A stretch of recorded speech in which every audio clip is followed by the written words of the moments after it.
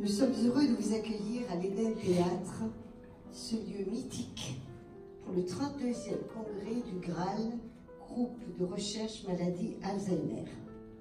Le thème retenu cette année, traumatisme crânien léger, maladie neurodégénérative.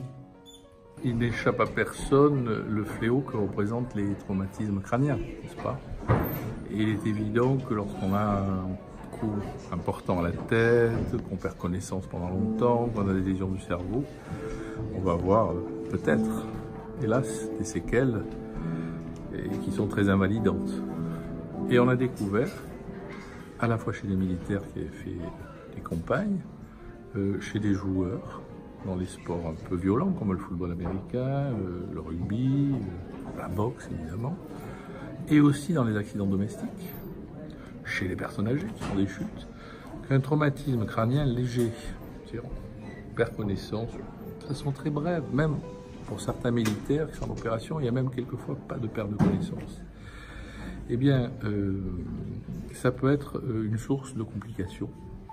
Alors évidemment, il faut considérer que ces traumatismes légers, eh bien, il faut apprendre à les reconnaître. Donc on a organisé le congrès là-dessus cette année pour former des médecins à ces traumatismes crâniens légers, avec des spécialistes internationaux qui ont une grande habitude de ça. Certains venaient des États-Unis, à Boston, il y a des centres de recherche là-dessus, au Canada, pour nous faire le point sur à la fois comment reconnaître ces symptômes et puis aussi quels sont les meilleurs tests pour les reconnaître, comment il faut suivre les patients, etc. Et puis là, on va organiser un débat sur la question avec des avocats, des hommes de droit, on va dire, des médecins, donc une table ronde, pour savoir comment on peut appréhender cette nouvelle maladie. C'est un problème important de santé publique parce que les traumatismes bénins, ils sont beaucoup plus graves que les traumatismes graves. Mais comme c'est apparemment bénin au début, léger, quelquefois on passe inaperçu. Ça peut être d'autant plus grave si c'est une personne jeune, parce que le cerveau est en pleine maturation et ça peut entraîner d'autant plus de séquelles.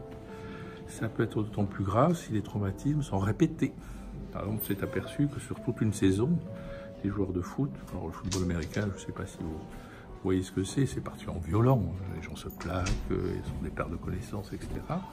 Mais si ces traumatismes sont répétés tout au long d'une saison, eh bien ça peut faire le lit d'une maladie neurologique qui va démarrer et donner des troubles alors importants, mais avec un délai.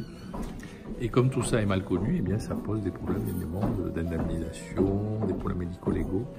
Et donc on va débattre de tout ça et illustrer le débat à la fois par une conférence, parce que un des premiers à avoir subi ce genre de choses, c'est un poète connu qui s'appelle Guillaume Apollinaire et qui l'a transcrit dans son œuvre littéraire suite à une blessure qu'il a eue au moment de la guerre de 14. Et puis c'est aussi dans un film magnifique qui s'appelle Se souvenir des belles choses, où on voit à la fois un malade qui débute une maladie d'Alzheimer, bon, et ça, on sait bien que cette maladie donne des troubles à la mémoire, évolue, mais aussi un des artistes, je crois que c'est Bernard Campan, lui il a des séquelles neurologiques d'un traumatisme crânien qui, je crois, pour lui s'améliore. Voilà, donc la conjonction de ces deux tableaux cliniques au sein d'un film, ça va permettre de prendre conscience évidemment que ça existe et surtout que les malades souffrent beaucoup de cette situation.